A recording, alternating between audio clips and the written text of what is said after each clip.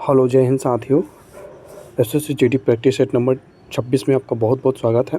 इसमें हम बात करते हैं 20 क्वेश्चन को और लगभग यह 20 क्वेश्चन को कवर करते करते हम 100 से 150 क्वेश्चन कवर कर लेते हैं, क्योंकि यह एक छोटा पैकेट बड़ा धमाके के रूप में काम करता है। ठीक है, तो आप वीडियो को पूरा देखें और आपके लिए एक चैलेंज है कि आपको 20 में कितना क्वेश्चन सही होता है। अगर 20 में से आपके 15 प्लस क्वेश्चन सही हो जाते हैं तो मानिए कि आप एकदम सही रास्ते पर हैं, आप एकदम सिलेक्शन के बहुत ही करीब है। ठीक है, तो चलिए शुरू करते हैं और ये सबके लिए यूजफुल है, स्पेशली हम एसएससी जीडी के लिए ही फोकस्ड हैं। तो चलिए अगर पहला प्रश्न है कि 1857 के विद्रोह में बिहार के प्रमुख नेता कौन थे। अगर आपको आंसर पता होगा तो कमेंट करते चलिएगा। ठीक है, तो 1857 के विद्रोह में बिहार के प्रमुख नेता की बात करते हैं तो कौन थे, तो ये थे आपके कुंवर सिंह थे। कौन थे जी, तो कुंवर सिंह थे। ठीक, अच्छा 1857 का विद्रोह जो होता है उस समय ब्रिटिश गवर्नर जनरल कौन था। अगर हम ब्रिटिश गवर्नर जनरल की बात करते हैं, तो वो कौन था, तो वो था आपका कैनिंग था। क्या कैनिंग था। और एक बात ध्यान रखिएगा, ये भारत का प्रथम वायसराय बनने वाला भी व्यक्ति है। ठीक है, भारत का अगर प्रथम वायसराय की बात करें, भारत के प्रथम वायसराय कौन बना, तो प्रथम वायसराय जो बना वो था आपका कैनिंग ही था। कौन था, कैनिंग ही था। अच्छा 1857 को प्रथम स्वतंत्रता संग्राम कहा जाता है। 1857 को प्रथम स्वतंत्रता संग्राम कहा जाता है। किसने कहा, तो अगर हम बात करते हैं 1857 को प्रथम स्वतंत्रता संग्राम बीडी सावरकर कहते हैं। प्रथम स्वतंत्रता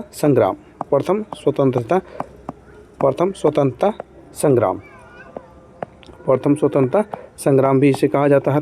उसके बाद बात करते हैं मंगल पांडे की जो फांसी दी गई किस युद्ध से संबंधित है। ये आपके 2024 में प्रश्न पूछा गया था कि मंगल पांडे को जो फांसी दी जाती है, मंगल पांडे को जो फांसी दी जाती है वह किस युद्ध से संबंधित है, तो वो 1857 के भारतीय विद्रोह से ही संबंधित है। ठीक, फांसी कब दी जाती है, तो इनको फांसी दी जाती है 8 अप्रैल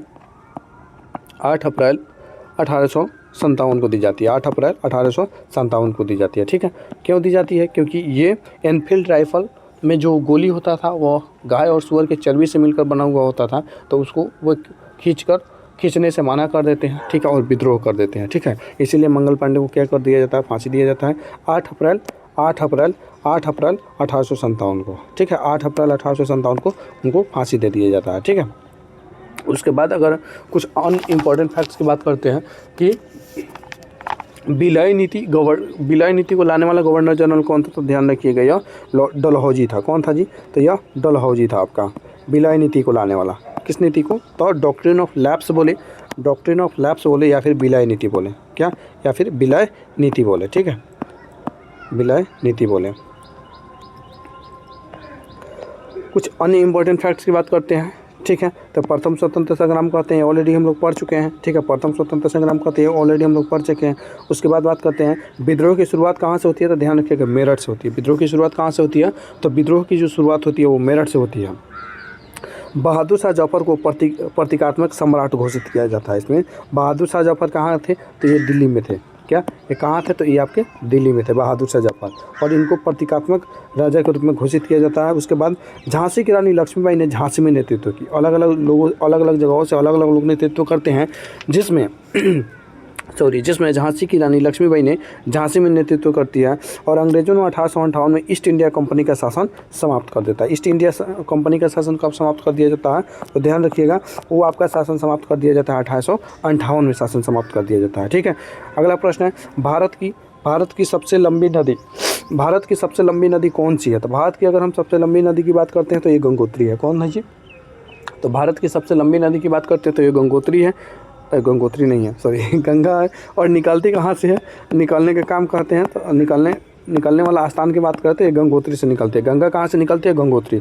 अगर यमुना की बात करते हैं, यमुना कहाँ से निकलती है, तो यमुना यमुनोत्री से निकलती है। ठीक है, यमुनोत्री से निकलती है। ठीक है, यमुना यमुनोत्री से निकलती है। अगर हम गंगा की लंबाई की बात करें तो 25-25 किलोमीटर है। ध्यान रखिएगा इसकी लंबाई कितना है, तो 25-25 किलोमीटर है। ठीक है, अच्छा जो नर्मदा है इसका एक कहाँ बहती है, मतलब किस में मिल जाती है, अरब सागर में कि बंगाल की खाड़ी में, तो ये अरब सागर में मिलती है। ठीक है, ये अरब सागर में आपका जाकर मिल जाती है। ये दक्षिण भारत की सबसे लंबी नदी है। दक्षिण भारत की सबसे लंबी नदी कौन सी है, तो दक्षिण भारत की सबसे लंबी नदी आपका गोदावरी है।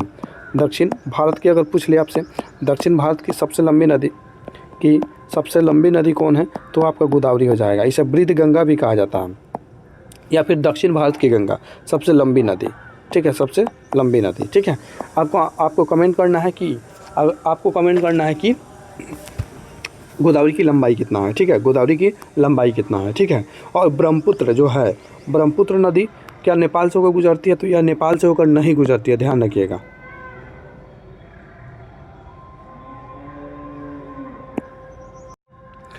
तो ये नेपाल से बोल रहा है, नेपाल से होकर गुजरती है, इंडिया से होकर गुजरती है, और आपका ये म्यांमार से होकर गुजरती है। लेकिन अगर हम बात करते हैं, म्यांमार के बाउंड्री से ही निकल आती है, बांग्लादेश से होकर गुजरती है, ठीक।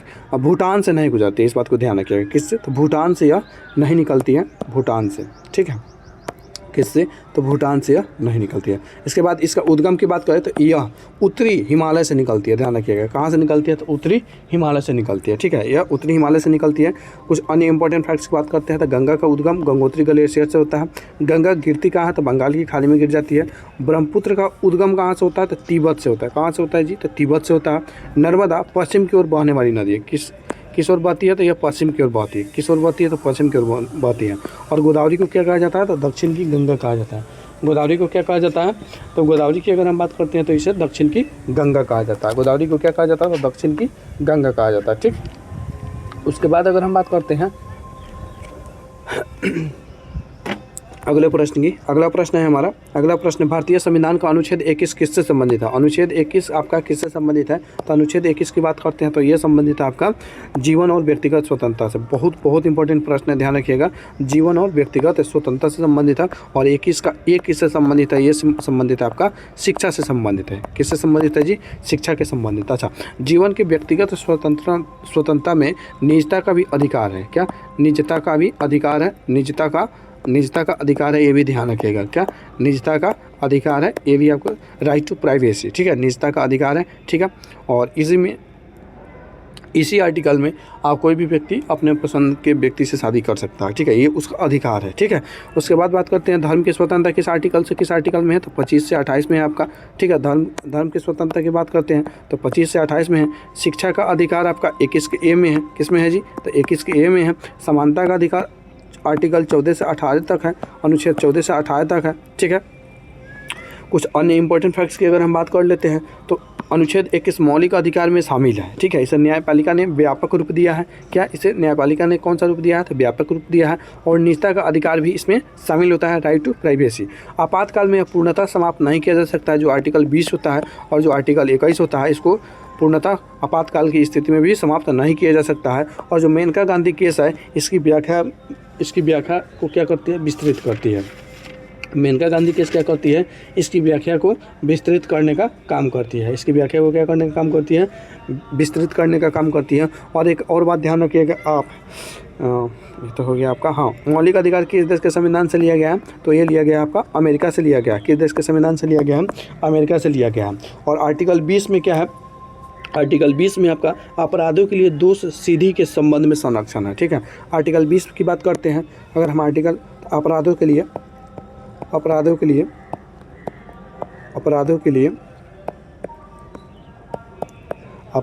आपका दोष सिद्धि के संबंध में संरक्षण है। दोष सिद्धि के संबंध में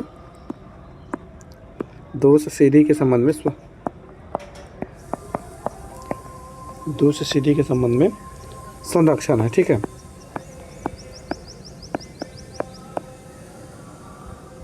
ठीक, उसके बाद 22 में क्या है, तो 22 की अगर हम बात करते हैं तो गिरफ्तारी और हिरासत से संरक्षण है। क्या, गिरफ्तारी और हिरासत से संरक्षण है। इसमें 24 घंटे के अंतर्गत मजिस्ट्रेट के समक्ष प्रस्तुत करना होता है। गिरफ्तारी और हिरासत से संरक्षण है। गिरफ्तारी और हिरासत से क्या है, संरक्षण है आपका, हिरासत से संरक्षण है। गिरफ्तारी और हिरासत से संरक्षण है आपका, ठीक है। उसके बाद अगर हम बात करते हैं 23 में क्या है, तो 23 में मानव तस्करी है। 23 में क्या है, तो मानव तस्करी और बेगारी श्रम है, ठीक है। मानव तस्करी और बेगारी श्रम है। मानव तस्करी और बेगारी श्रम है। मानव तस्करी और बेगारी श्रम है, ठीक।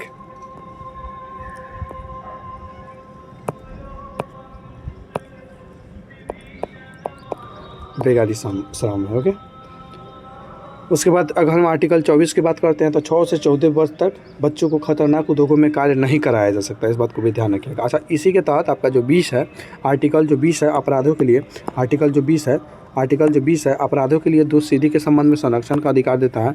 इसी में किसी भी व्यक्ति को अपराध के लिए उसी को साक्ष्य के रूप में प्रस्तुत नहीं किया जा सकता है। यानी कहने का मतलब है कि अगर ये व्यक्ति है तो इसको यह अगर यह अपना गुनाह कबूल करता है, ठीक है, तो इस बात को न्यायपालिका नहीं मानती है और कहती है अन्य गवाह प्रस्तुत करने के लिए पुलिस को कहती है, ठीक है, क्योंकि न्यायपालिका को शक होता है कि क्या पता रात में बढ़िया सिंह की शिकायत किया गया हो पुलिस बात मनवाने के लिए, ठीक है।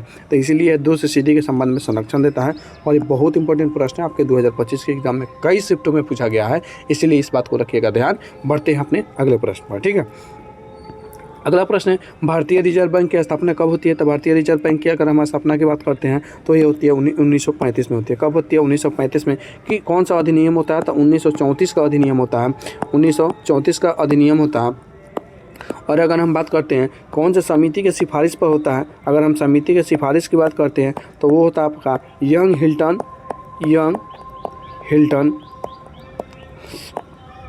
हिल्टन समिति के सिफारिश पर होता है। क्या? यंग हिल्टन समिति के सिफारिश पर होता है। प्रथम अगर गवर्नर की बात करते हैं, प्रथम गवर्नर की अगर हम बात करते हैं तो प्रथम गवर्नर कौन थे? तो ओसबोर्न स्मिथ थे। और प्रथम भारतीय गवर्नर की बात करते हैं तो वो CD देशमुख थे। अगर हम प्रथम भारतीय गवर्नर की बात करते हैं,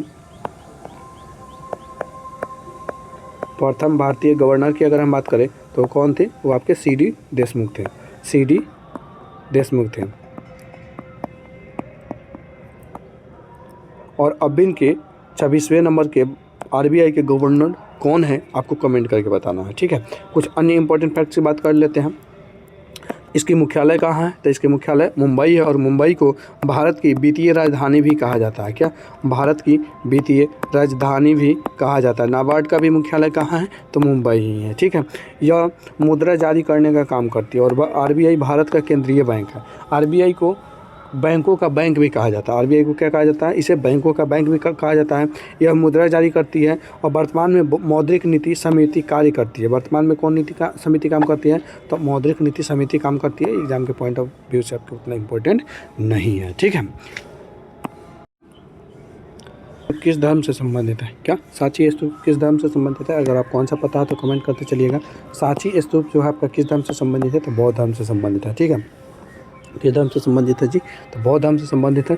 बौद्ध धर्म के संस्थापक कौन है? अगर हम बौद्ध धर्म के संस्थापक की बात करते हैं तो इसके संस्थापक आपके सिद्धार्थ या फिर गौतम बुद्ध है, ठीक है। सिद्धार्थ या फिर गौतम बुद्ध। इनका जन्म कब होता है? तो इनका जन्म होता है आपका 563 BC में होता है, बिफोर क्राइस्ट यानी ईसा पूर्व में होता है, ठीक है। 563 ईसा पूर्व में होता है, यानी आज से लगभग 2500 वर्ष पहले, आज से लगभग कितना? 2500 वर्ष पहले इनका जन्म होता है। 2500 वर्ष पहले इनका क्या होता है? तो जन्म होता है, ठीक है। उसके बाद एक किस आपके गणराज्य था इनका? कौन सा गण था? किस गण से संबंधित था? तो शाक्य गण से संबंधित थे। इसको भी ध्यान रखिएगा, शाक्य गण से इनका संबंध था। कौन से गण? शाक्य गण से संबंधित था, ठीक है। इनके माता का नाम क्या था? तो महामाया गौतमी, ठीक है। महामाया गौतमी थी, ठीक। उसके बाद बात करते हैं अगर इनके ज्ञान की प्राप्ति कहाँ होती है? तो ज्ञान की प्राप्ति पीपल के वृक्ष के नीचे होती है, पीपल के वृक्ष के नीचे होती है, ठीक है। और अगर हम बात करते हैं कि वह नदी कौन सा होता है? तो नदी होता है पीपल के वृक्ष के नीचे होता है। कहाँ होता है? तो गया में, जिसको आज बोध गया के नाम से भी जाना जाता है। और गया है कहाँ? तो ये है आपका बिहार में है। ये कहाँ है आपका? तो ये आपका है बिहार में है, ठीक है। उसके बाद अगर हम बात करते हैं कि त्रिपिटक का संबंध किससे है? त्रिपिटक का संबंध अगर हम बात करते हैं, त्रिपिटक का संबंध भी बौद्ध धर्म से संबंधित है। त्रिपिटक बौद्ध धर्म से संबंधित है, ठीक है। और त्रिपिटक में आपका आता है शुद्ध पिटक। कौन कौन होता है? एक तो शुद्ध पिटक होता है, शुद्ध पिटक, अभिधम पिटक और विनय पिटक। अभिधम पिटक होता है। और तीसरा जो होता है, एक मिनट, जो तीसरा होता है वो आपका एक तो शुद्ध पिटक हो गया, अभिधम पिटक हो गया, और जो तीसरा होता है वो आपका बिना पीटक होता है। क्या? वो आपका बिना पीटक होता है। अगर इसमें हम बात करें शुद्ध पिटक में क्या है भाई, तो शुद्ध पिटक की अगर हम बात कर लेते हैं तो शुद्ध पिटक में इसमें प्रवचन है। वो जो भी प्रवचन दिए तब प्रवचनों का क्या किया गया है, सारा प्रवचन उसी में लिखा गया। किस में? शुद्ध पिटक में। ठीक है, शुद्ध पिटक में क्या, अब ऐसा मान लीजिए कि ये रात में प्रवचन दे रहे थे, जो बुद्ध थे वो आपके रात में प्रवचन दे रहे थे, तो बहुत सारे लोग क्या होते थे, सो जाते थे। ठीक है, और सुत जाते थे, सो जाते हैं यानी सुत जाते थे। तो ध्यान रखिएगा, जब भी ये प्रवचन देते थे तो लोग सूत जाते थे, ऐसे आप याद रख सकते हैं। शुद्ध पिटक में क्या है, तो प्रवचन है। ठीक है, अभिधाम पिटक में क्या है, अभिधाम पिटक में क्या है, तो आप अगर हम अभिधाम पिटक की बात करते हैं तो अभिधाम पिटक में संतों में दिखने वाले बौद्ध धर्म के दर्शन और सिद्धांत से संबंधित है। ठीक है, इसमें सिद्धांत है। ठीक है, इसमें क्या चीज़ से संबंधित है, इसमें सिद्धांत से संबंधित है। और विनय पिटक में क्या है, विनय पिटक में आपका कि बौद्ध भिक्षुओं और मठवासियों के लिए नियमों का उल्लेख है। इसमें नियम है, इसमें क्या है, नियम है। यह नियम किसके लिए है, अगर हम इस नियम की बात करते हैं तो यह किसके लिए है, तो यह बौद्ध भिक्षुओं के लिए है और मठवासिनियों के लिए है। ठीक है, यानी जो भी पुरुष और स्त्री थी वो दोनों के लिए नियम जिस पिटक में बनाया गया था, नियम का जिसमें संकलन था, वो कौन था वो आपका पिटक था, वो विनय पिटक था। विनय का मतलब होता है एकदम आपको शांत रहना, एकदम शांत रहना, गुस्सा उसा नहीं करना है। और विनय पिटक, विनय का मतलब ही है, इसमें वो नियम बना दिया गया था कि कोई भी कितना भी कुछ करे आपको गुस्सा नहीं करना है। तो इससे भी आप रिलेट करके क्या कर सकते हैं, याद कर सकते हैं। ठीक है, कुछ अन्य इंपॉर्टेंट फैक्ट्स की बात करते हैं तो सांची जो है मध्य प्रदेश में स्थित है। इसका निर्माण अशोक ने करवाया था। इसका निर्माण की बात करते हैं तो इसका निर्माण कौन कराते हैं, तो राजा अशोक कराते हैं। ठीक है, और यह यूनेस्को विश्व धरोहर स्थल में है कि नहीं है, तो बिल्कुल है। स्तूप बौद्ध वास्तुकला का प्रतीक होता है। जो स्तूप होता है किसका प्रतीक होता है, स्तूप जो होता है बौद्ध वास्तुकला का प्रतीक होता है। स्तूप जो होता है आपका बौद्ध वास्तुकला का क्या होता है, बौद्ध वास्तुकला का क्या होता है, आपका प्रतीक होता है। ठीक है, बौद्ध वास्तुकला का प्रतीक होता है आपका स्तूप। ठीक है, अगर हम बात करें तो कुछ इस प्रकार का आपका और स्तूप दिखने को मिलता है। ठीक है, इसको तोरण बोलते हैं, जो मुख्य द्वार होता है इसको तोरण बोलते हैं। ये आपका अंड होता है। ठीक है, ये आपका वेदिका पथ होता है, ये वाला जो है ये आपका वेदिका पथ होता है। ठीक है, और उसके बाद अगर हम बात करें, ये आपका हर्मिका है और ऊपर वाला ये आपका एसटी है। ठीक, चलिए, यहाँ तोरण द्वार प्रसिद्ध है। तोरण द्वार क्या है, प्रसिद्ध है। विहार क्या होता है, तो जिसमें बौद्ध धर्म के लोग रहते थे उसी को हम क्या कहते थे, विहार कहते थे। और बिहार में सबसे ज़्यादा विहारों की संख्या ज़्यादा होने के कारण इस राज्य का नाम ही बिहार पड़ गया। ठीक है, इस बात को भी क्या रखिएगा, ध्यान रखिएगा। ठीक, उसके बाद अगर हम बात करते हैं भारत का सबसे ऊंचा पर्वत शिखर कौन है, भारत का अगर हम सबसे ऊंचा पर्वत शिखर की बात करते हैं तो भारत का सबसे ऊंचा पर्वत शिखर कौन है, तो भारत का सबसे ऊंचा पर्वत शिखर की अगर हम बात करें K2 है कि कंचनजंगा है कि नंदा देवी है कि धौलागिरी है, तो ये आपका कंचनजंगा है। कौन है जी, कंचनजंगा है। ठीक है, उसके बाद कुछ अन्य इंपॉर्टेंट फैक्ट्स की बात करते हैं तो कंचनजंगा भारत का सबसे ऊंचा शिखर है। K2 काराकोरम श्रेणी में है। किस श्रेणी में है, तो K2 की अगर हम बात करें तो किस श्रेणी में है, तो काराकोरम है, काराकोरम श्रेणी में है। ठीक है, काराकोरम श्रेणी में है। काराकोरम लद्दाख, जास्कर और पीरपंजाल जो होता है, तो इसमें जो K2 है आपका काराकोरम में। K2 किस में है, तो काराकोरम में है। कंचनजंगा किस राज्य में है, तो सिक्किम में है। अगर हम राज्य की बात करते हैं सिक्किम में है। माउंट एवरेस्ट विश्व का सबसे ऊंचा शिखर है। अगर हम इसकी ऊंचाई की बात करते हैं तो 8,848 मीटर है। ध्यान रखिएगा। नंदा देवी कहाँ है, किस राज्य में है, तो उत्तराखंड में। नंदा देवी की बात करते हैं तो किस राज्य में है, तो ये आपका उत्तराखंड में है। हिमालय जो है नवीन वलित पर्वत है। नवीन ये क्या है, नवीन वलित पर्वत है। किस प्रकार का पर्वत है, सबसे नवीन अगर कोई पर्वत है, सबसे कोई नवीन वलित पर्वत है तो आपका हिमालय ही है, जिसमें एक चोटी है आपका माउंट एवरेस्ट, जो विश्व की सबसे ऊंची चोटी है। ठीक है, विश्व की सबसे ऊंची चोटी है। ठीक है। 7वां प्रश्न है, पंचायती राज व्यवस्था को संवैधानिक दर्जा किस संशोधन से मिला। पंचायती राज व्यवस्था को संवैधानिक दर्जा की बात करते हैं तो किस संशोधन से मिलता है, अगर आपको आंसर पता होगा तो कमेंट करिए। ठीक है, तो ये आपको मिलता है 73वां संविधान संशोधन 1992 के तहत। ठीक है, 73वां संविधान संशोधन 1992 के तहत क्या मिलता है, पंचायती राज व्यवस्था को संवैधानिक दर्जा मिलता है। पंचायती राज व्यवस्था को क्या मिलता है जी, तो पंचायती राज व्यवस्था को आपका संवैधानिक दर्जा मिलता है 73वां संविधान संशोधन के तहत, 73वां संविधान संशोधन के तहत। ठीक है, अगर हम कुछ अन्य इंपॉर्टेंट फैक्ट्स की बात कर लेते हैं तो ये होता कब है, 1992 में होता है। इसमें ग्राम पंचायत, पंचायत समिति और जिला परिषद 3 स्तर बनाए जाते हैं। कितने स्तर बनाए जाते हैं? 3 स्तर बनाए जाते हैं। सबसे नीचे क्या होता है? तो सबसे नीचे आपका होता है ग्राम पंचायत। सबसे नीचे क्या होता है? तो सबसे नीचे होता है आपका ग्राम पंचायत। उसके बाद अगर हम बात करते हैं उसके ऊपर क्या होता है, उसके ऊपर होता है आपका पंचायत समिति होता है, पंचायत समिति होता है। ब्लॉक स्तर पर बात करते हैं पंचायत समिति होता है। और उसके बाद सबसे ऊपर होता है जिला परिषद, जिला परिषद।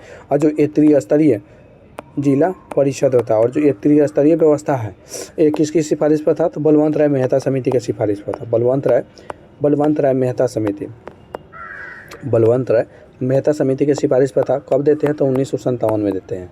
ठीक है, कब देते हैं जी? तो 1957 में ये अपना सिफारिश देने का काम करते हैं। ठीक, इसको किस अनुसूची में जोड़ा जाता है? तो 11वीं अनुसूची में जोड़ा जाता है। किस अनुसूची में जोड़ा जाता है? तो 11वीं अनुसूची में जोड़ा जाता है। इसमें महिलाओं के आरक्षण दिया गया है। किसको?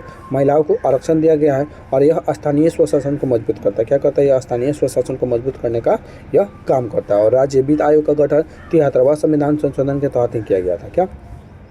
अगर हम बात करें राज्य वित्त आयोग का गठन, ठीक है, राज्य वित्त आयोग का गठन किस संशोधन के द्वारा होता है? तो 73वां संविधान संशोधन के द्वारा ही क्या किया जाता है? राज्य वित्त आयोग का गठन किया जाता है। ठीक है, अगर हम बात करें सबसे पहले व्यवस्था किस राज्य में स्थापित किया गया था? तो राजस्थान का नागौर जिला था। राज्य की बात करते हैं तो राजस्थान था और राजस्थान का जो आपका नागौर जिला है उसी में इसको स्थापित किया जाता है। डेट कौन होता है? तो 2 अक्टूबर होता है। 2 अक्टूबर 1959 होता है। 2 अक्टूबर 1959 होता है। ठीक है, अच्छा, किस नीति निर्देशक तत्व में ग्राम पंचायत की स्थापना की व्यवस्था किया गया है? किस नीति निर्देशक तत्व में ग्राम पंचायत की स्थापना की व्यवस्था किया जाता है? तो वो आपका आर्टिकल 40 है, यानी अनुच्छेद 40 में। ठीक है, ग्राम पंचायत की स्थापना की बात किया गया है। ठीक है, उसके बाद अगर हम बात करते हैं पंचायती राज व्यवस्था से अन्य संबंधित जो समिति है, जैसे अशोक मेहता समिति है। ये दो स्तरीय पंचायती राज सिस्टम की बात करते हैं। ठीक है, इनका कितना स्तर होता है? तो 2 टायर होता है, 2 स्तरीय होता है। ठीक है, उसके बाद थुंगांग समिति होता है। थुंगांग समिति की बात करें, थुंगांग समिति भी इसी से संबंधित है। थुंगांग समिति हो गया। उसके बाद गडगिल समिति हो गया, एलएम सिंघवी समिति हो गया, गडगिल समिति हो गया, एलएम सिंघवी समिति हो गया, एलएम सिंघवी समिति हो गया। इन सभी का संबंध आपका किससे है? तो इन सभी का संबंध आपका किससे है जी? तो ये आपका पंचायती राज व्यवस्था से ही संबंधित है। ठीक है, और अगर हम बात करते हैं कि जो 73वां संविधान संशोधन 1992 में हुआ उस समय पीएम कौन थे? तो उस समय अगर हम पीएम की बात करें तो उस समय पीएम थे आपके पीवी नरसिम्हा राव थे। ठीक है, आपको नरसिंह से याद रखिएगा, नरसिंह राव थे। ठीक है, पीवी नरसिंह राव थे। ठीक है, पीवी नरसिंह राव थे आपके। ठीक है, पंचायती राज दिवस जो लागू कब होता है? पंचायती राज व्यवस्था लागू कब होता है? तो ये लागू होता है आपका 24 अप्रैल 1993 को लागू होता है। लागू कब होता है जी? तो 24 अप्रैल 1993 को लागू होता है। इसीलिए 24 अप्रैल को हम क्या मनाते हैं? 24 अप्रैल को हम मनाते हैं पंचायती राज दिवस। पंचायती राज दिवस मनाते हैं 24 अप्रैल को, पंचायती राज दिवस मनाते हैं। ठीक है, पंचायती राज दिवस मनाते हैं आपको 24 अप्रैल को मनाते हैं। ठीक है, और इसके अगर हम आर्टिकल की बात करें कहाँ से कहाँ तक है तो आपका आर्टिकल 243 के ए से 243 के ओ तक है। 243 के ए से 243 के ओ तक है। ठीक है, और इसकी परिभाषा किस में किया गया था? 243 में इसकी परिभाषा की बात किया गया है, ग्राम पंचायत की परिभाषा की बात किया गया है 243 के ए में। 243 के ए में ग्राम पंचायत की परिभाषा की बात किया गया है। ठीक है, ग्राम पंचायत की क्या किया गया? परिभाषा की बात किया गया। भारत में हरित क्रांति का मुख्य उद्देश्य क्या होता था? भारत में अगर हरित क्रांति का मुख्य उद्देश्य की बात करते हैं, भारत में हरित क्रांति का मुख्य उद्देश्य क्या था? तो औद्योगिक विकास था? नहीं था जी। औद्योगिक उत्पादन बढ़ाना था? औद्योगिक विकास नहीं था। निर्यात बढ़ाना था, बैंकिंग, खाद्यान्न उत्पादन को बढ़ाना था। क्या था जी? तो खाद्यान्न उत्पादन को बढ़ाना था। भारत में हरित क्रांति का मुख्य उद्देश्य क्या था? तो खाद्यान्न उत्पादन को क्या करना था? बढ़ाना था। ठीक है, अगर हरित क्रांति के जनक की बात करते हैं भारत में तो कौन थे? तो एम.एस. स्वामीनाथन थे। कौन थे जी? तो एम.एस. आपके स्वामीनाथन थे। एम.एस. स्वामीनाथन थे। भारत में अगर हम बात करते हैं बाद में हरित क्रांति के जनक MS स्वामीनाथन थे। कब आता है? तो इस बात को भी ध्यान रखिएगा, तृतीय पंचवर्षीय योजना में आता है। तृतीय पंचवर्षीय योजना में आता है। तृतीय पंचवर्षीय योजना के तहत आता है, ठीक है। और इसमें किस पर सबसे ज़्यादा फोकस किया गया था? तो जो फसल था वो आपका गेहूँ था और चावल था। गेहूँ था और चावल था। सबसे ज़्यादा प्रभावित राज्य कौन था? सबसे ज़्यादा प्रभावित राज्य की बात करते हैं तो पंजाब था। आज भी गेहूं का कटोरा पंजाब को ही बोला जाता है। आपका पंजाब था, ठीक है। हरियाणा था, पंजाब था, हरियाणा था। उसके बाद बात करते हैं वो आपका पश्चिमी उत्तर प्रदेश वाला क्षेत्र था। पश्चिमी उत्तर प्रदेश का जो क्षेत्र था। उसके बाद अगर हम बात करते हैं दक्षिण भारत में आंध्र प्रदेश और तमिलनाडु था। कौन? आंध्र प्रदेश और तमिलनाडु था। आंध्र प्रदेश और तमिलनाडु था, ठीक है। इसमें अगर हम बात करें किसका प्रयोग किया गया तो हाई एल्डिंग HYV का बीज का प्रयोग किया जाता है। HYV का फुल फॉर्म क्या होता है? तो हाई एल्डिंग वेराइटीज। हाई एल्डिंग वेराइटीज़ का इसमें क्या किया जाता है? प्रयोग किया जाता है। और इसका नकारात्मक प्रभाव क्या रहता है? तो जैव विविधता की कमी होती है, पर्यावरण को खतरा होता है, ठीक। किस दशक में आता है? तो 1960 के दशक में आता है। कब आता है जी? तो 1960 के दशक में आता है। उच्च उपज वाली किस्मों का इसमें क्या किया जाता है? प्रयोग किया जाता है। पंजाब और हरियाणा को अधिक लाभ मिलता है। और MS स्वामीनाथन को इसका जनक कहा जाता है। इससे गेहूं उत्पादन में क्या होता है? तो वृद्धि होता है। इससे क्या होता है? तो गेहूं उत्पादन में वृद्धि हो जाता है, ठीक है। अगले प्रश्न की बात करते हैं, अजंता गुफाएं किस राज्य में स्थित है? अजंता की गुफाएं की बात करते हैं तो यह महाराष्ट्र में स्थित है। किस राज्य में स्थित है जी? तो महाराष्ट्र में स्थित है। अजंता की गुफा जो है एक ऐसी गुफा है जिसमें बौद्ध गुफाएं भी है, जैन गुफाएं भी है और आपका हिंदू धर्म से संबंधित गुफा भी है। यह चित्रकला के लिए प्रसिद्ध है। किसके लिए प्रसिद्ध है जी? तो अजंता की जो गुफा है वो चित्रकला के लिए प्रसिद्ध है। किसके लिए प्रसिद्ध है? चित्रकला के लिए प्रसिद्ध है। एलोरा गुफाएं भी पास ही में है। यह यूनेस्को विश्व धरोहर स्थल में है। अजंता की जो गुफाएं है यूनेस्को के विश्व धरोहर स्थल में शामिल है। गुप्त काल में इस कला का विकास होता है। किस काल में? तो गुप्त काल में इस कला का क्या होता है? तो विकास होता है, ठीक। उसके बाद बात करते हैं अगले प्रश्न की, भारत की पहली महिला प्रधानमंत्री कौन थी? तो भारत की जो पहली महिला प्रधानमंत्री थी वो कौन थी? इंदिरा गांधी थी। कौन थी जी? तो इंदिरा गांधी थी पहली महिला प्रधानमंत्री की बात करें। अगर प्रथम महिला राष्ट्रपति की बात करें, प्रथम महिला राष्ट्रपति की बात करें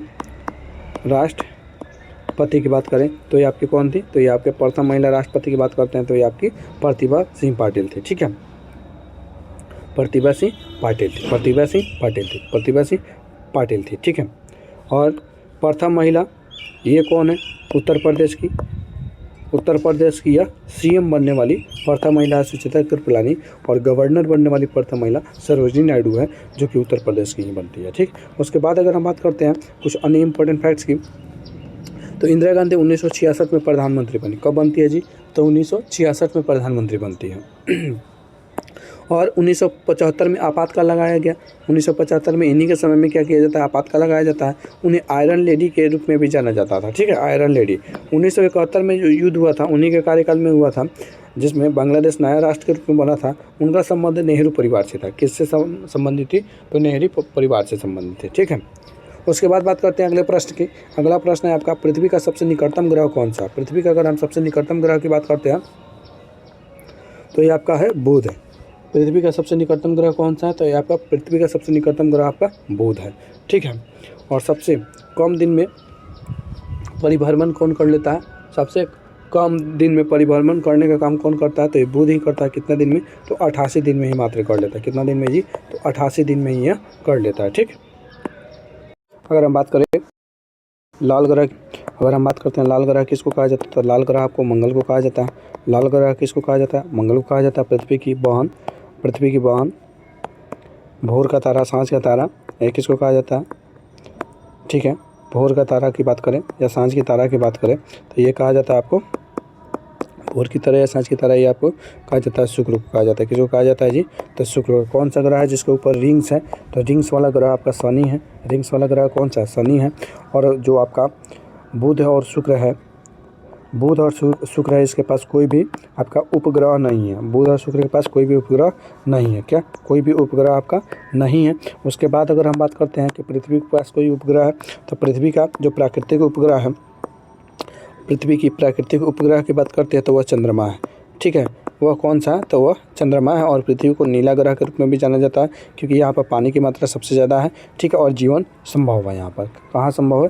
पृथ्वी पर जीवन संभव है। ठीक, उसके बाद बात करते हैं दो ऐसे ग्रह हैं जो कि पूर्व से पश्चिम की ओर चक्कर लगाते हैं, वो आपके यूरेनस और वेनस है। ठीक है, अरुण है और शुक्र है, ध्यान रखिएगा, अरुण और शुक्र है, अरुण और शुक्र है। ठीक है, उसके बाद बात करते हैं कि एक कैसोपिया होता है। ठीक है, आपका कैसोपिया होता है।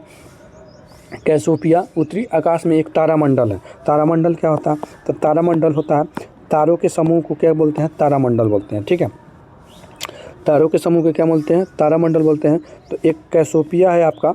ठीक है, कुछ इस शेप का है। ठीक है, कुछ इस शेप का है आपका, डब्लू जैसा दिखता है। ठीक है, और इसमें अगर हम पूछें कि यह कितने चमकीले तारों का समूह है, ठीक है, आप धमाल देखे हैं? इसी के नीचे क्या है? बहुत सारा पैसा है। ठीक है, बहुत सारा पैसा है। ठीक है, उल्टा डब्लू। ठीक है, उल्टा एम बोले या फिर डब्लू बोले। ठीक है, तो यह जो है आपका कैसोपिया जो है इसी शेप का है। यह जो कैसोपिया है आपका इसी शेप का है। और इसमें अगर आप तारों की संख्या गिने तो इसमें कितना तारा है? तो इसमें 5 तारा है। सप्तऋषि में कितना तारा होता है? तो सप्त मतलब 7 होता है, उसमें भी ध्यान रखिएगा, आपके 7 तारे होते हैं। कितने तारे होते हैं? 7 तारे होते हैं। ठीक है, उसके बाद बात करते हैं, क्या बात करें, हाँ भूवैज्ञानिक समय का क्या अर्थ होता है? भूवैज्ञानिक, अगर हम जियोलॉजिकल टाइम की बात करते हैं तो जियोलॉजिकल टाइम का मतलब होता है लाखों वर्ष भूगर्भीय घटना। देखिए, ज्योग्राफी में जो होता है उसमें थोड़ा सा समय का मतलब होता है लाखों वर्ष। ठीक है, तो लाखों वर्ष की भूगर्भीय घटनाएं होती है। ठीक है, अच्छा, प्राचीन समय में एक महासागर था जो बाद में हिंद महासागर के विकास का कारण बना। ठीक है, हिंद महासागर के विकास से लगभग 250 से 50 मिलियन वर्ष पहले अस्तित्व में था। उसका क्या नाम था? तो ध्यान रखिएगा, उसका नाम था टेथिस सागर। कौन सा सागर था जी? तो टेथिस सागर था। टेथिस सागर था। ठीक है, उसके बाद अगर हम बात करते हैं कि लगभग 300 मिलियन वर्ष पहले अस्तित्व में रहे पेंजिया महाद्वीप के दक्षिणी आधे भाग का क्या नाम था? ठीक है, ऐसा माना जाता है कि 300 मिलियन वर्ष पहले क्या था? एक महाद्वीप, एक ही महाद्वीप हुआ करता था उस समय, उसका नाम था पेंजिया। उसका क्या नाम था? पेंजिया नाम था, उसका नाम था पेंजिया। और एक महासागर हुआ करता था, उसका नाम था पैंथलासा। ठीक है, पेंजिया और पैंथलासा। ठीक है, तो पेंजिया 2 भागों में बट जाता है। पेंजिया 2 भागों में बट जाता है, जिसमें एक दक्षिणी भाग जो होता है, वो दक्षिणी जो भाग होता है उसको हम क्या बोलते हैं? गोंडवाना बोलते हैं। दक्षिणी भाग को क्या बोलते हैं? पेंजिया के दक्षिणी भाग को हम क्या बोलते हैं? तो दक्षिणी भाग को हम बोलते हैं गोंडवाना बोलते हैं। ठीक है, दक्षिणी भाग को क्या बोलते हैं? तो ये गोंडवाना बोलते हैं। सभी के जो भी हम प्रश्न अभी बात किए हैं सभी के सभी 2025 के एग्जाम में पूछे गए हैं। ठीक है, अब हम बात कर लेते हैं कुछ अन्य इंपॉर्टेंट फैक्ट्स की बात कर लेते हैं। तो बुध सूर्य से सबसे निकट है, शुक्र को पृथ्वी की बहन कहा जाता है, मंगल को लाल ग्रह कहा जाता है, बृहस्पति सबसे बड़ा ग्रह है। सौरमंडल में कितने ग्रह है? तो अभी 8 ग्रह है। सौरमंडल में कितने ग्रह है जी? तो अभी कितने ग्रह है? तो सौरमंडल में अभी 8 ग्रह है। ठीक, उसके बाद बात करते हैं अगले प्रश्न की। अगला प्रश्न है, नीति आयोग का गठन कब किया जाता है? तो नीति आयोग की गठन की बात करते हैं तो इसका गठन 2015 में किया जाता है। नीति का फुल फॉर्म क्या होता है? तो नेशनल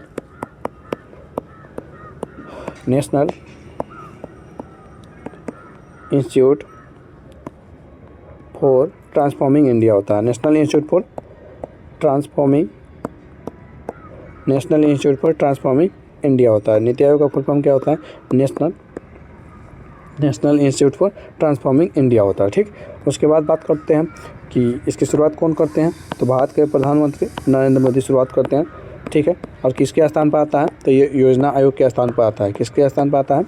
योजना आयोग के स्थान पर आता है। योजना आयोग के स्थान पर आता है। और टोटल कितने योजना आयोग चलते हैं? तो टोटल योजना आयोग की बात करते हैं तो 12 चलते हैं, जिसमें से जो 7 योजना आयोग थे वो 1991 के पहले चलते हैं और जो 5 थे 1991 के बाद चलते हैं। इस बात को भी ध्यान रखिए, क्योंकि ये भी प्रश्न आपके एग्जाम में पूछा गया है। जो पहला पंचवर्षीय योजना होता है 1951 से 56 तक चलता है, और जो मुख्य फोकस रहता है वो कृषि पर रहता है। मुख्य फोकस किस पर रहता है? कृषि पर रहता है। जो दूसरा होता है वो 56 से 61 तक चलता है। 56 से 61 तक चलता है, उसमें जो मुख्य फोकस रहता है वो आपका उद्योग रहता है। ठीक है, अगर हम इसकी बात करते हैं कौन सा मॉडल पर आधारित रहता है, प्रथम पंचवर्षीय योजना की बात करते हैं तो ये आपका हेरोल्ड टूमर मॉडल पर आधारित रहता है। डोमर मॉडल पर आधारित रहता है। और दूसरा जो पंचवर्षीय योजना था वो पीसी महालनोबिस मॉडल था, पीसी महालनोबिस मॉडल था, पीसी महालनोबिस मॉडल पर आधारित रहता है, पीसी महालनोबिस मॉडल पर क्या रहता है, ये आधारित रहता है। ठीक, उसके बाद खिचड़ी हो गया क्या जी खिचड़ी हो गया क्या? हाँ थोड़ा सा सही लिखना होगा, अब आगे से ध्यान रखना होगा। खिचड़ी हो ही गया, कोई नहीं, एक एक करके देखे होंगे तो समझ में आ ही गया होगा। ठीक है, कुछ अन्य इंपॉर्टेंट फैक्ट्स की बात करते हैं तो योजना आयोग को समाप्त कर इसको बनाया जाता है। प्रधानमंत्री इसके अध्यक्ष होते हैं। सहकारी संघवाद को बढ़ावा देता है। इसका मुख्यालय कहाँ है? तो नई दिल्ली में। मुख्यालय की बात करते हैं तो नई दिल्ली में है। यह नीति निर्माण में सलाह देता है, नीति निर्माण थिंक टैंक का काम करता है। यह किस चीज़ का काम करता है? तो थिंक टैंक का काम करता है। किस चीज़ का काम करता है? तो थिंक टैंक का काम करता है। ठीक, उसके बाद बात करते हैं ब्लू रिवॉल्यूशन किससे संबंधित है। ब्लू रिवॉल्यूशन की बात करते हैं तो ब्लू रिवॉल्यूशन का संबंध किससे है?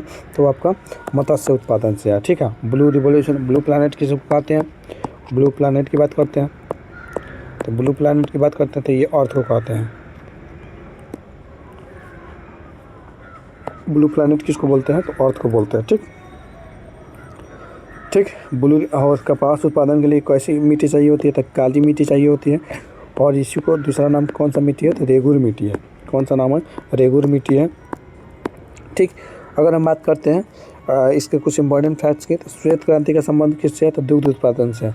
श्वेत क्रांति का संबंध किससे है जी? तो दूध उत्पादन से है। हरित क्रांति का संबंध किससे है? तो कृषि से है। हरित क्रांति का संबंध किससे है? कृषि से है। नीली क्रांति मत्स्य पालन से है। पीली क्रांति तिलहन से संबंधित है।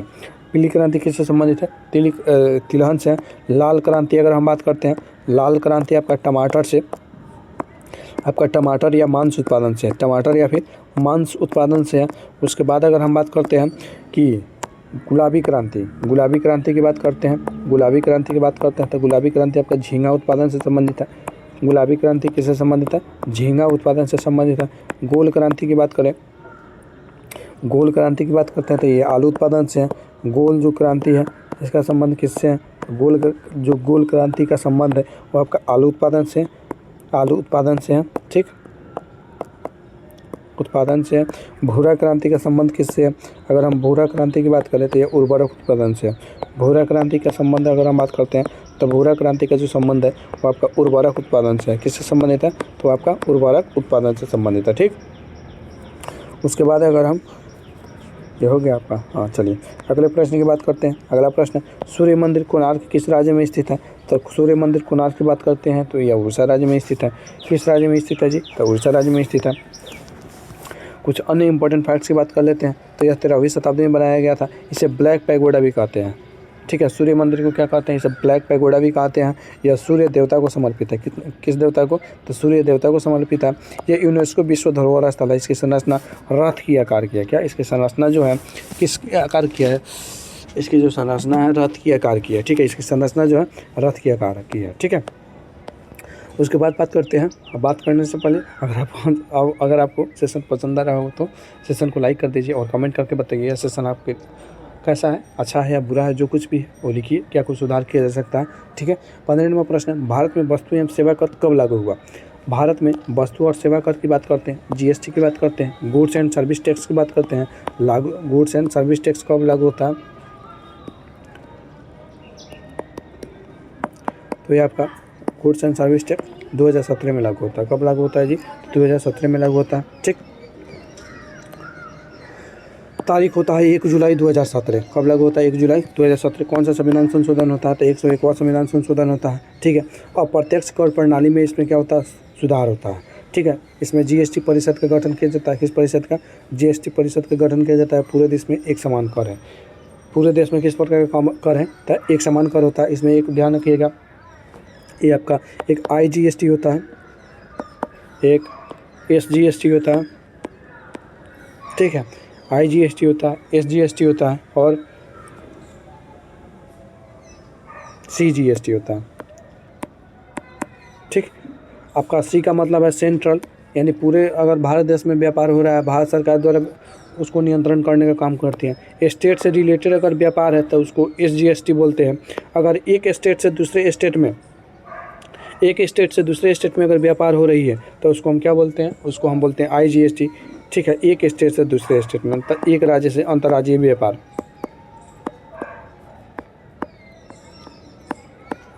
एक राज्य से चलता ही नहीं है कभी कभी, तो राइटिंग सही नहीं है। एक राज्य से दूसरे राज्य में,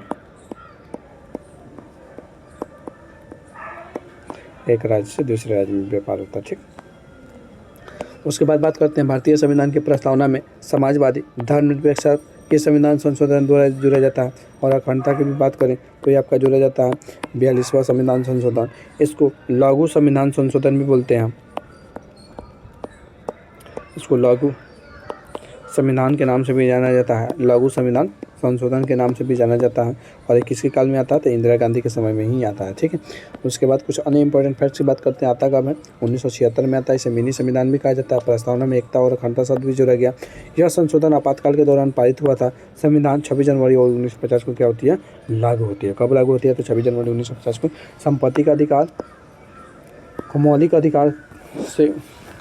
अधिकार का जो दर्जा था, संपत्ति के अधिकार को मौलिक अधिकार का दर्जा समाप्त कर दिया जाता है। वो 44वां संविधान संशोधन 1978 होता है। कौन होता है?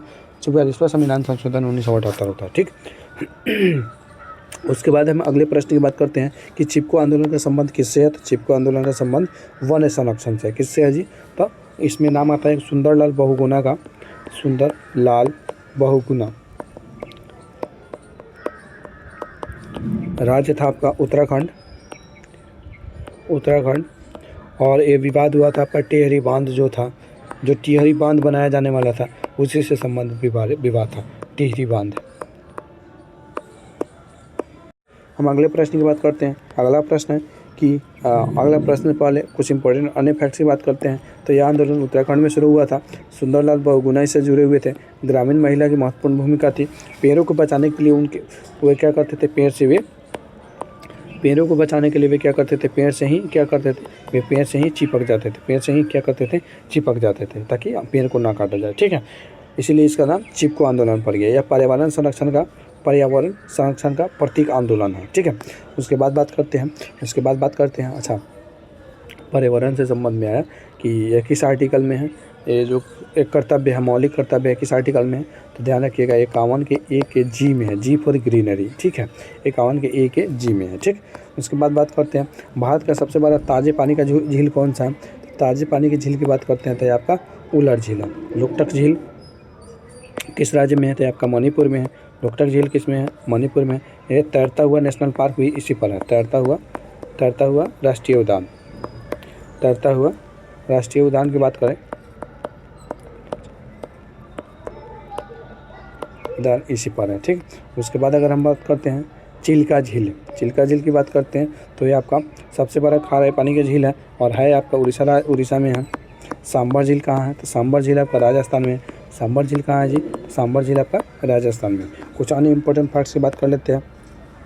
तो उलर झील जम्मू कश्मीर में स्थित है। उलर झील है कहाँ? तो जम्मू कश्मीर में है। उसके बाद चिल्का झील खारे पानी का झील है। सांबर झील राजस्थान में है। झील प्राकृतिक और कृत्रिम दोनों प्रकार के हो सकते हैं। ठीक है, झील जो है प्राकृतिक और कृत्रिम दोनों प्रकार के हो सकते हैं। उसके बाद हम अगले प्रश्न की बात करते हैं कि राष्ट्रीय आय की गणना भारत में कौन करता है? तो राष्ट्रीय आय की गणना करने का काम सांख्यिकी और कार्यक्रम मंत्रालय करता है। राष्ट्रीय आय की गणना। ठीक है, केंद्रीय सांख्यिकी कार्यालय CSO इसका कार्य करता है। अब CSO के स्थान पर NSO आ गया है, नेशनल स्टैटिस्टिक्स ऑफिसर। इसके फुल फॉर्म को भी ध्यान रखिएगा, नेशनल स्टैटिस्टिक्स ऑफिसर। ठीक है, नेशनल स्टैटिस्टिक्स ऑफिसर को भी क्या कीजिएगा, आपको ध्यान रखना है। अब CSO का काम कौन करता है? अब CSO का काम करता है नेशनल स्टैटिस्टिक्स ऑफिसर करता है। ठीक, उसके बाद अगर हम बात करते हैं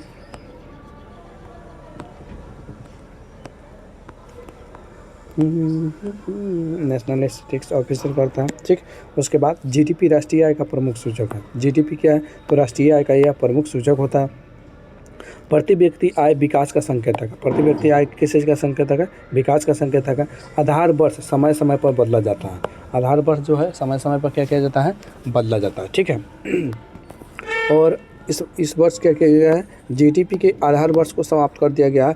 जो 2011 का पहले जीडीपी का आधार वर्ष था उसको समाप्त कर दिया गया है। आपको कमेंट करके बताना है कि जीडीपी का जो आधार वर्ष है 2011 के स्थान पर कौन सा आधार वर्ष को तय किया गया है। ठीक है, चलिए आगे बढ़ते हैं, अगले प्रश्न पर बनते हैं। जो जीडीपी होता है एक देश के सीमा के अंतर्गत जितना कुछ भी उत्पादन होता है उसका अंतिम जो मूल्य होता है वह आपका जीडीपी कहलाता है। अगर जीडीपी के फुल फॉर्म की बात करते हैं तो ग्रॉस डोमेस्टिक प्रोडक्ट होता है। क्या? सकल घरेलू उत्पाद, ग्रॉस डोमेस्टिक प्रोडक्ट होता है। ग्रॉस डोमेस्टिक प्रोडक्ट होता है आपका। जीडीपी के फुल फॉर्म क्या होता है? ग्रॉस डोमेस्टिक प्रोडक्ट होता है। उसके बाद हम अगले प्रश्न की बात करते हैं कि दादा साहेब फाल्के पुरस्कार किस क्षेत्र से संबंधित है। दादा साहेब जो फाल्के पुरस्कार है किस क्षेत्र से संबंधित है? तो ये आपके सिनेमा से संबंधित है। दादा साहेब फाल्के पुरस्कार किससे संबंधित है? तो सिनेमा से संबंधित है। उसके बाद बात करते हैं भारतीय सिनेमा का सर्वोच्च सम्मान है। इसकी शुरुआत कब होती है? 1969 में होती है। ध्यान रखिएगा, बैंकों का राष्ट्रीयकरण भी 14 बैंकों का राष्ट्रीयकरण 1969 में ही होता है। ठीक है, उसके बाद बात करते हैं सूचना और प्रसारण मंत्रालय द्वारा दिया जाता है। दादा साहब फाल्के को भारतीय सिनेमा का जनक कहा जाता है। भारतीय सिनेमा का जनक किसे कहा जाता है? तो दादा साहब फाल्के को ही भारतीय सिनेमा का क्या कहा जाता है? जनक कहा जाता है। भारतीय सिनेमा का जनक दादा साहब फाल्के को ही कहा जाता है। यह आजीवन योगदान के लिए दिया जाता है। क्या? यह आजीवन योगदान के लिए दिया जाता है। ठीक है, इस प्रैक्टिस सेट में इतना ही। मिलते हैं नेक्स्ट प्रैक्टिस सेट में नए क्वेश्चन के साथ, नए कंसेप्ट के साथ, नए एनर्जी के साथ। तब तक पढ़ते रहिए अपना और अपने का ख्याल रखिए और कमेंट करके ये बताइए कि आपको यह वीडियो कैसा लगा है। आपका एक कमेंट हमको बहुत ही मोटिवेट करता है। और आप इस चैनल पर नए हैं तो प्लीज़ चैनल को सब्सक्राइब कर लीजिए। ठीक है, क्योंकि बिगिनिंग स्टेज है, थोड़ा सा सपोर्ट कीजिए। ठीक है, thank you so much, thank you again.